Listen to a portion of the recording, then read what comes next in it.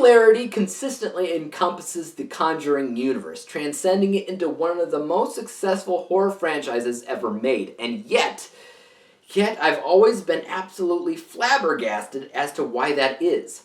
Out of the 8 films in the Conjuring series that have been released thus far, I've actually only ever really enjoyed 2 of them. The Conjuring 2 and Annabelle 2, Creation.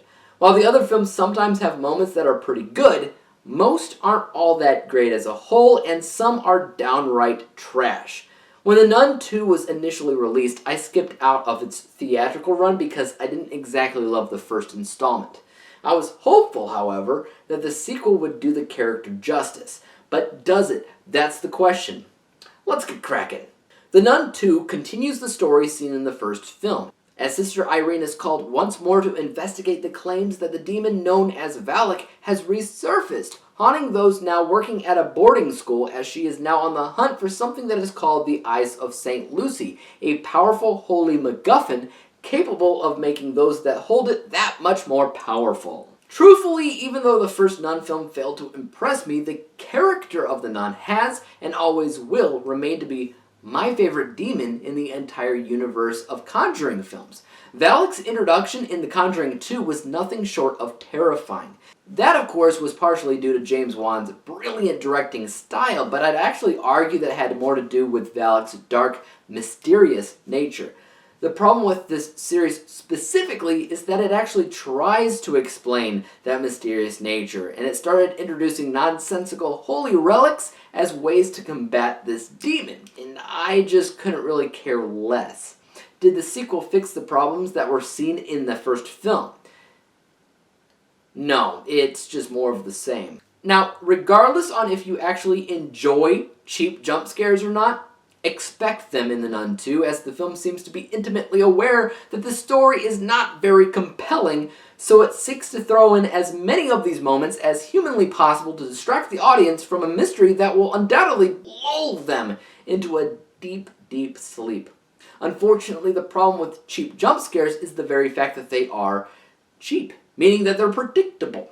When that young boy accidentally kicks the basketball into this pitch black corridor, I knew exactly what would happen next. I knew very well that something would be kicking the ball right back out before something else sinister would be jumping out at the screen. And it does. This is nothing new. In fact, it's downright etched in stone as part of the Conjuring universe's playbook. Yet it's integral that you understand that none of this is actually scary. The simplicity in what made Valak such a terrifying monster in the first place is all but entirely dissipated by now. Their insistence on crafting these mysteries where a real nun tracks down and battles a demonic nun aren't as alluring as the filmmakers would like you to think. Remember to KISS and keep it simple, stupid. Fear arises from the unknown. It just does. What lurks in the darkness? What makes that strange sound? When you know nothing and you're surrounded by the unknown, you are that much more likely to stay awake at night wondering when whatever it is that's out there will make itself known. Will you be ready? That's specifically what made Valak so undeniably good in The Conjuring 2. But the filmmakers of the Nun series kind of forget how to properly introduce a scary character. Instead, it's mostly just a random monster film with a bland mystery with a MacGuffin that nobody cares about. The absolute best thing that I can say about this film is the look of the nun, which has always been creepy. And it's creepy again in The Nun II. But even the look isn't as good as it has been in the past, in my opinion. Look, they ended up making the film that they intended to make, which is a positive. It's made as well as they could probably make it with as weak of a script that they had. So it's not all bad, it's simply a film I would refuse to watch again. Take it that way. Very much like the previous Nun film. I scored The Nun II a D- letter grade. Final overall score of 43%. 43 out of 100 possible stars.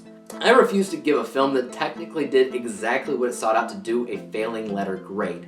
If these filmmakers tried to do something and really muck things up, and that's another story altogether, but they had a vision, and they turned that vision into reality. It's just, it's unfortunate that their vision was to make a bad movie. But that's all I got for you guys. Have you seen The Nun 2? If you have, please let me know your thoughts about it in the comment section down below. And as for YouTube, you guys know what to do. Hit the like, subscribe button, and a bell to be notified when I come out with the next review. And until then, peace out!